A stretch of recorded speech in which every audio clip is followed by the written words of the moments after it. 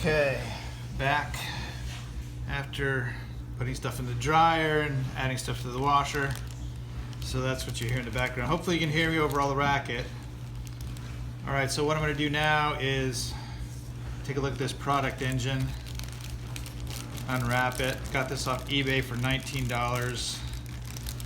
Luckily, there's a lot of new old stock Cox stuff out. I think Cox International is still is reproducing certain things. I see that they have crankcases with a slightly different design. So Cox engines are alive and well, which is good for us that like to tinker with them. Anyway, I think this was just lots of people on eBay have a lot of old stock original equipment, that back from the 50s, 60s, 70s, 80s. All right, so this is a product engine. It went into like their easy flyer things. Wow, it doesn't seem like it's going to turn over. This is not good.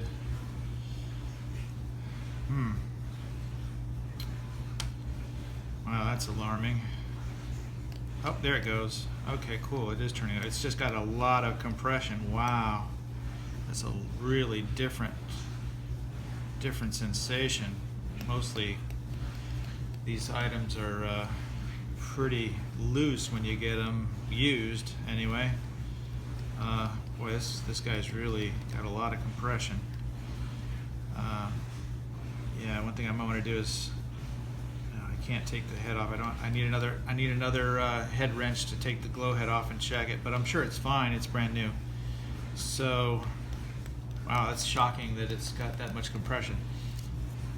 So anyway, you can see the difference is the one for the Fokker is rotated 90 degrees to let the cylinder come out the side, and the product engine is upright, and it has this, I call it the snorkel. It's like an air intake that goes on the back here, and it also reinforces the needle valve, which is a good thing, but it won't fit in the Dogfighter early bird Fokker airframe with this snorkel device on there. So what I'm going to do is I'm unscrewing the needle valve, which has a spring. There's a needle valve coming out. Don't want to lose this spring. Get the spring out of here. There's a spring. And it has the tight wind at the top, and I'm going to get a greenie tweaker, and I can get it in the back here, hopefully.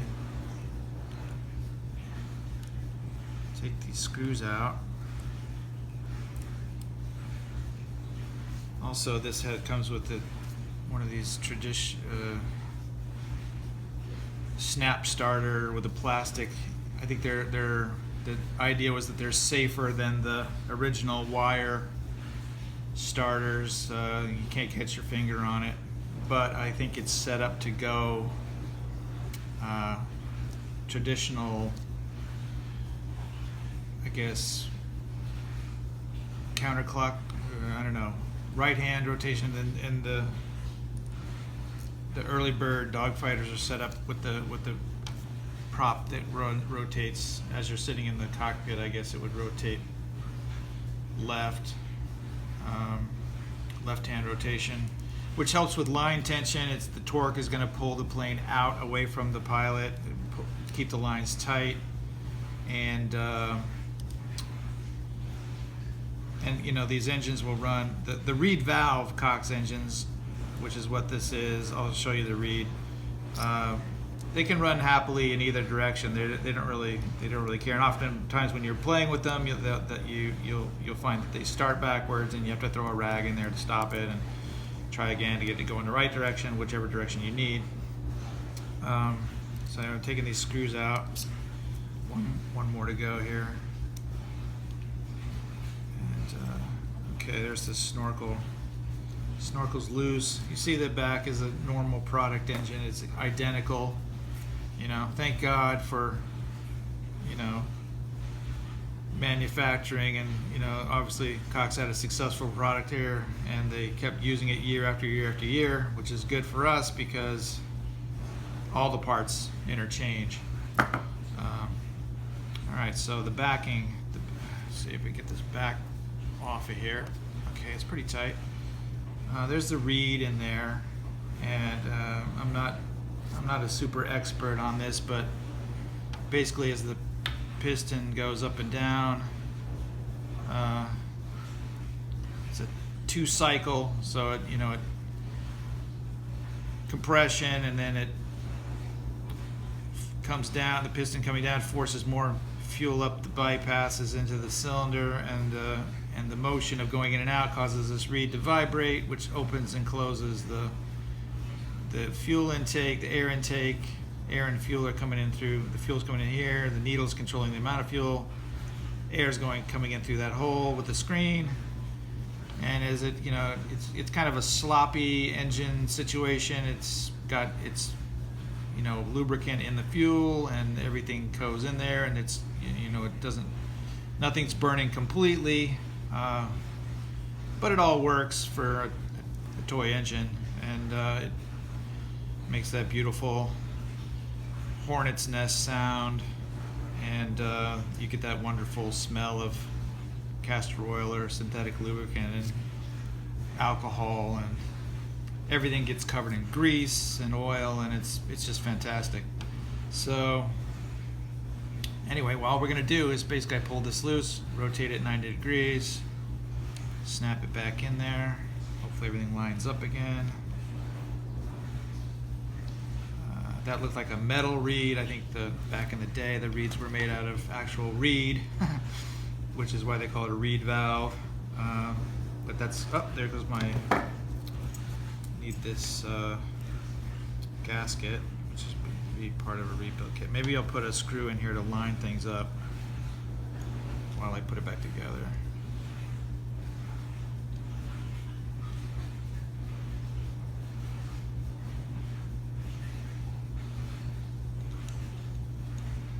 This isn't going very well. These screws are tight. Wait, is this the right screw? I guess it is the right screw. No, that's not the right screw. That's for the prop, I think. There we go.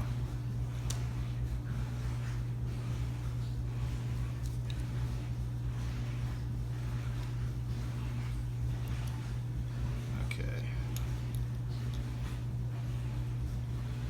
So I need to rotate this 90 degrees.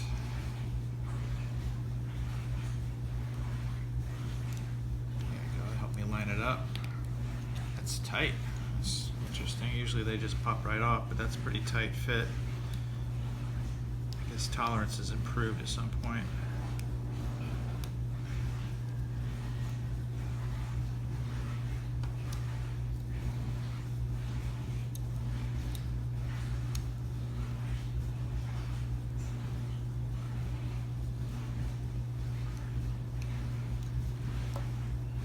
Let's get the screws in here. I'm not going to go crazy tightening them up. Just snug is fine.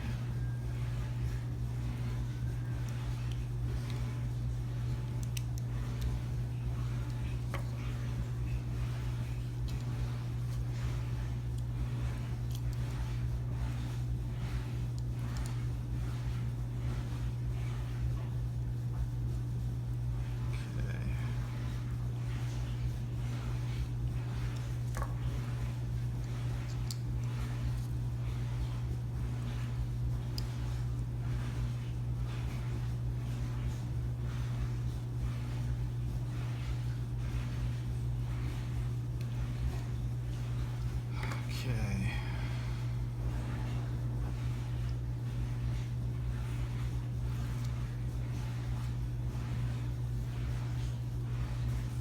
Put the needle valve back together.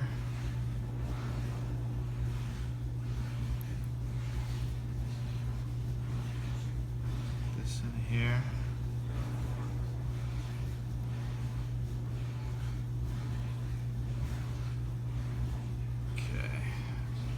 This is also different. It has this earlier engine has the regular round prop flange. This has the hex head prop flange, which is for this snap starter, so it keys on there. That's starting to loosen up a little bit now, I guess. Probably just has some like preservative oil in there to keep it from corroding in the package.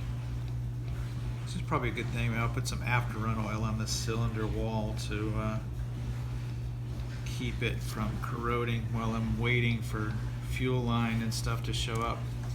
So this would be the snap starter that would go with the, so that goes on there like that, and then this thing goes on here and key in. So when you rotate the prop backwards, it grabs that little key on the plastic part. But that would be to spin the prop in the I guess right hand direction. And this old engine has what has that got on it? Okay, yeah, see, it's in the other direction. So see if I can get this off. I don't know if I can get this part. So I don't know, I guess. See if I can use this. It's not designed to go over this hex fitting. So there we go. So now I've just reused that part. Yeah, so this is you would grab the prop here. It's probably going to tear up the prop. It did look. The other ones have this bit turned over a little bit more. Maybe I'll try to make another.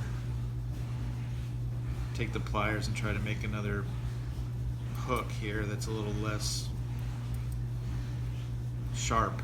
That's the word I'm looking for. Sharp and dangerous.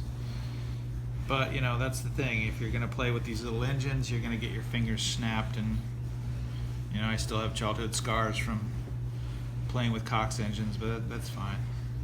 It's all part of growing up. So just to show you how it goes in, it looks like I'm going to have to take the needle valve out to get it in. Maybe, yeah, probably. Take the needle valve out to get it in.